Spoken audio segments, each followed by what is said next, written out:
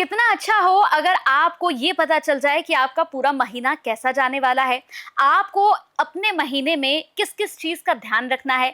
आज अपने इस खास एपिसोड में, अपने विशेष कार्यक्रम में हम बात करेंगे अप्रैल की राशियों को लेकर। यानी कि ये पूरा महीना आप लोगों का कैसा जाने वाला है, आपको कौन-कौन सी सावधानियाँ रखनी हैं, आपको किन-किन चीज़ों का ख़्याल रखना है, कौन से कलर्स पहनने हैं और अगर आपकी लाइफ में कोई भी प्रॉब्लम आ रही है इस अप्रैल महीने में तो उसका सॉल्यूशन यानी कि इसका उपाय क्या है। तो हम राशियों की बात करेंगे, जी, 12 राशियों की कि कैसा जाने वाला है उनके लिए अप्रैल का पूरा महीना। तो जी। सबसे पहले शुरुआत मेष राशि के साथ। जी, बिल्कुल, बिल्कुल।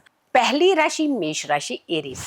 देखिए गुरु जो है यहाँ पे मार्गी हो चुके हैं। गुरु का मार्गी होना हमारे लिए बहुत ज़रूरी था कि गुरु अतिचारी चल रहे थे, इसीलिए कहीं न कहीं धन का बहुत बड़ा जो एक हमें एक लॉस देखने को सब लोगों को मिल रहा था, वो समय जो है अब आप पार करते हुए, क्योंकि मार्च में ही गुरु मार्गी हो गए हैं।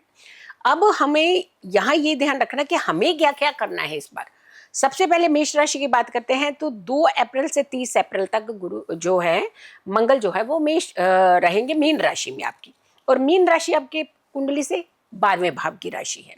शनि और मंगल की युति, ये 2 ऐसे मैलेफिक प्लैनेट हैं जिनकी युति जो है 12वें भाव में होगी। मंगल की 8th और 8th दृष्टि, 8वीं दृष्टि जो है वो आपके 7th भाव पर रहेगी। फिर आ जाइए 2-3 चीजें ऐसी समझने वाली जिससे प्रॉब्लम बढ़ेगी कहाँ पे।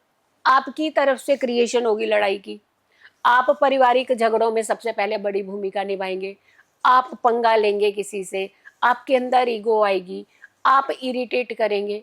अब देखिए मंगल की राशि को हमेशा स्टैंप लग जाती है कि ये ना बड़ी गुस्से वाली राशि है, लेकिन आप इस अप्रैल के महीने में करेंगे भी ऐसी चीजें तो फिर प्रूव हो जाएगी। फिर तो कहेंगे देखा, हम कहते थे ना कि मंगल की राशि ऐसी ही होती है और ये ऐसा ही कर रहे हैं। नहीं, ऐसा मत कीजिएगा, बिल्कुल ध्यान रखिएगा, शांत रखिए अपने आप को, क्योंकि अपनी चीज़ों को बिगाड़ने में आपको 1 मिनट लगेगा, लेकिन जब सुधारने चलोगे ना तो आपको जीवन लग जाएगा।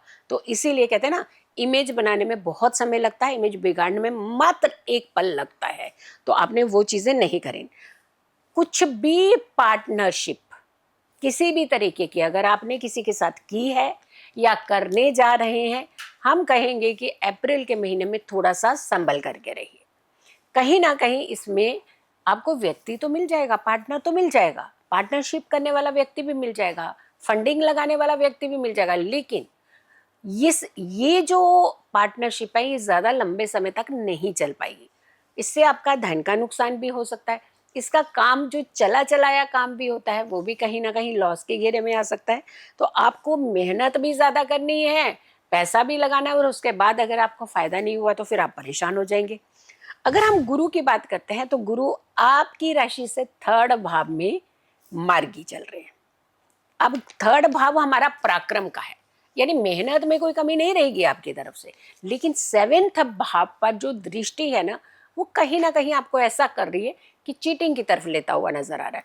तो कोई आपको चीट ना करे, संभल करके फैसला लीजिएगा। हम कहेंगे कि अगर आप अप्रैल में थोड़ा सा अपने आप को सेव कर सके तो आगे जाकर के कुछ डिसीजन जो हैं वो आप ले सकते हैं।